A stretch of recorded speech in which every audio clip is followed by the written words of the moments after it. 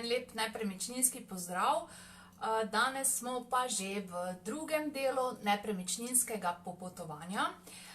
In sicer imam en izziv za ta teden, da bom poskušala res vsaki dan povedati nekaj koristnih informacij in vas popeljati v nepremičninski trg na malo drugačen način.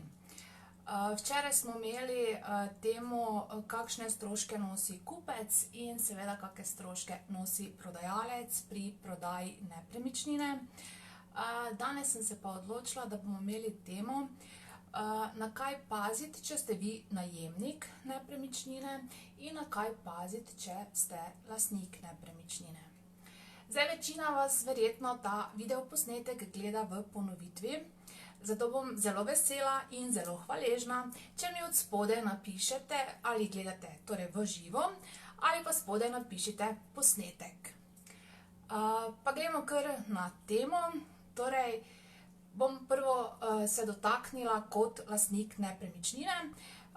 Dostikrat mi stranke vprašajo: Mojca, kako naj vem, da sem se odločil za pravega najemnika, oziroma kako se naj odločim za pravega najemnika sploh? Zdaj, tisti, ki ste že imeli nekaj izkušnje z najemniškim trgom, bom vesela, če spodaj v komentar napišete: sem imel izkušnje, mogoče mi lahko tudi zaupate, kakšne izkušnje. Torej, kako se odločiti za pravega najemnika? To je res tako nagradno vprašanje in jaz bom povedala seveda zadeve, ki jih jaz lahko rečem v praksi, da so se nekako izkazale za učinkovite. Najprej naj najemnik seveda vam plača varščino. Jaz priporočam 3-mesečno najemnino. Potem naslednja zadeva. V tujini mislim, da je to neka praksa že, da seveda najemnik izkaže, da je zaposlen. Torej plačilne liste, pogodba o zaposlitvi. Tako da naj vam to predloži tudi najemnik. Tretja zadeva pa je definitivno pogodba. To bom zdaj mogoče v svojo skledo špukala ali kakorkoli. Pogodba v notarskem zapisu in seveda z neposredno izvršljivostjo. Kaj zdaj to točno pomeni? V primeru neplačila lahko vi za to pogodbo v notarskem zapisu seveda vložite kar izvršbo in ne rabite vseh teh sodnih postopkov. En bonus še mogoče, to sem slišala zadnjič na enem kanalu Američanov. Američani imajo malo drugačne pristope, na kaj še paziti oziroma kako mogoče spoznati pravega najemnika. Poglejte njegov avto. Zanimivo. Če je recimo fejst potavčen, dobro, zdaj, če je fejst potavčen, to lahko pomeni samo, da je nekdo ful neroden, ko se vozi. Ampak poglejte, kako ima vzdrževan avto. Torej, ima dosti smeti notri v avtu, ne vem, ležijo neke piksne po tleh.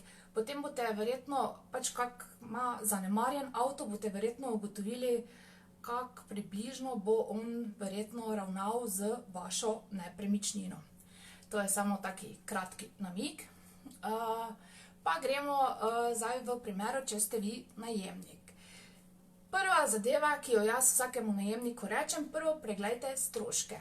Da ne boste na koncu ugotovili, da so stroški za eno stanovanje, ne vem, 500 evrov.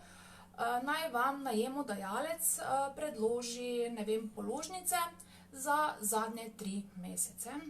V primeru, če pa boste stanovanje vzeli v najem poleti, pa vam naj predloži še za zimske mesece, tako da boste videli približno, kako se gibljajo pa stroški po zimi. Ker na nekaterih blokih znajo biti položnice za ogrevanje zelo visoke.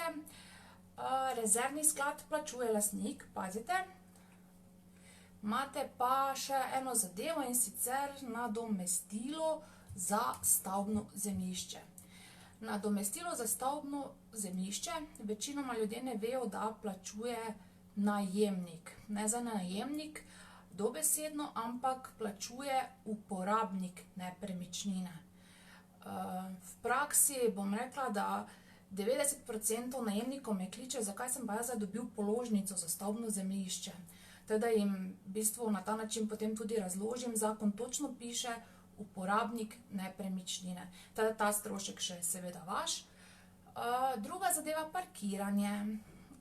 Pridite na ogled zjutraj, pridite zvečer, pa dajte še mogoče pogledati čez vikend, da boste videli, če boste sploh imeli kje za parkirati. Pa pazite takrat v primerih, ko je pipser, torej rampa, imajo nekateri bloki urejeno na taki način, da je upravičenec do pipsera seveda samo tisti, ki je lastnik nepremičnine, ne pa najemnik. Tako da pazite še na to zadevo. Tretja zadeva pa bi rekla pogodba. Pogodba naj bo v pisni obliki in v pogodbi točno definirajte, kakšne stroške boste pač vse imeli in plačevali. Pa še za najemnike en mali bonus. To gledam v praksi, kako vse skupaj deluje. Ne marajo ponavadi najemniki, da jim lastniki hodijo vsaki mesec v stanovanje, tega tudi jaz ne bi marala. Zato definitivno plačujte najemnino na TRR in se ne dajte zavesti, da bo lastnik prihajal vsaki mesec k vam po denar v stanovanje. Pač, če si ne želite takih družb, seveda, in obiskov. Teda to mislim, da je bilo čisto na kratko. Zelo bom vesela in hvaležna, če boste mi spodaj v komentar napisali, če je bilo koristno, če je bilo to vse skupaj seveda razumljivo. V petek bom odgovarjala na vaša vprašanja. Včeraj so že, mislim, da na včerajšnji live je že prišlo nekaj vprašanj, tako da dajte kar pogumno od spodaj vprašanja, kakršnakoli. Jaz bom poskušala v petek odgovoriti na vsa ta vprašanja. Teda to mislim, da je to. Zelo bom vesela, če boste mi dali doli v komentar, če vam je bil torej video koristen. Vesela bom, če boste ga delili naprej, mogoče pa bo kmalu kdo od vaših prijateljev najemal stanovanje ali pa ga mogoče celo oddajal. Tako da do jutri, jutri ob 11. se spet vidimo, tako da ne pozabite, bom vas spomnila še. Jutri ob 11. bomo imeli temo, na kaj paziti pri nakupu nepremičnine, čustveni in pravni vidik. Tako da upam, da vam bo zanimivo.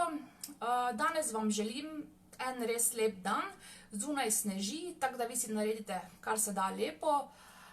Ostanite pozitivni, bodite v cvetju in to je vse. Pa, pa!